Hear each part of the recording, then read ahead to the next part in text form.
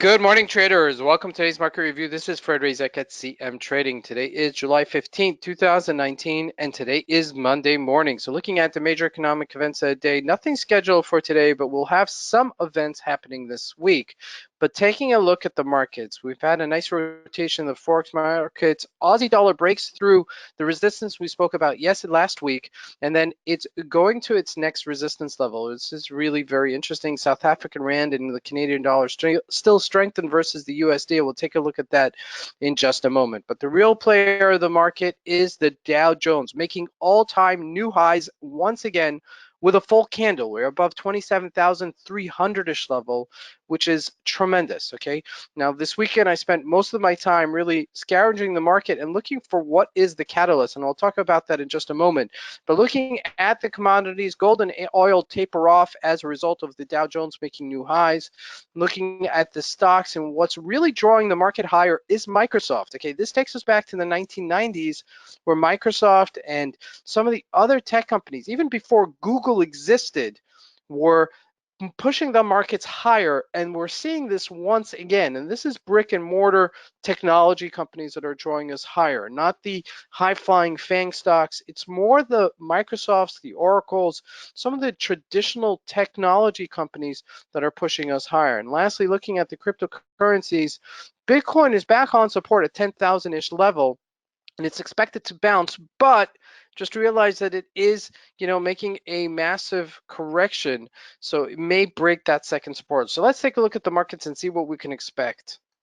So this is a massive roller coaster ride for the Aussie dollar. We're looking at a 4-hour chart, as you can see, and we're challenging our upper limit here at 70.30-ish level, closing in at that 70.39-ish level. So this is something to really take note, as we're above the 70-ish mark, okay? This is really very important to note.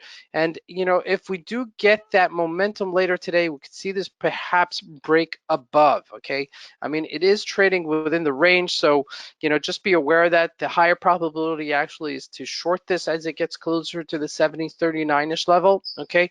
Not to go full in, but to start just shorting around this level. But if we do break it, then you know what? We could get back to the 71,200-ish level, which will strengthen the Aussie dollar tremendously versus the USD. So this is really important to note. Now, looking at that USD CAD, we're again at this bottom here, 130.29, the bottom meaning the bottom of the dollar, as we're getting stronger, the Canadian dollar getting stronger versus the US dollar. As you can see on a 4-hour chart, you can see that we're at all-time lows. And then on a daily chart, that's where we're at, okay? We broke this level earlier this week at 130.40-ish level, and now we're breaking this just subtly lower, okay? Now, we're still at somewhat of a support level, but once we break this 130-ish level, then guess what? We can continue breaking down to the 126, 127-ish level, not even a question. So this is something to really take note of, and just keep this on the back burner as this happens, and this exposes itself later today. Now, looking at the USD ZAR, same story. We're at that support level on the Fibonacci retracement. You can see that quite clearly, and we're breaking it, but we're not breaking it with some oomph, okay? So this may be a buying opportunity right here, okay? The dollar getting perhaps going to be stronger versus the ZAR, but you got to keep an eye on all the symbols to give you that catalyst. What's going to be the one that's pushing us higher or pushing us lower? And I think that the rest of the market will follow suit. Now, looking at the Euro and the GBP, not trading much, and that's why I'm not covering it. And I'm going to skip to the Dow Jones because also the gold and oil have been tapering off. But the real player here is the Dow Jones. We're looking at a weekly chart of the Dow Jones trading at 27,340-ish level. And this is what I'm talking about, the candle, full candle above. That's what I'm talking about. That means that there is massive buying, there's massive volume, there are people in the markets and they're participating in this tremendously on the upside. So this is really important. I expect some sort of follow through later today, okay, to push this even higher. So this could go to 28,000. Perhaps, okay?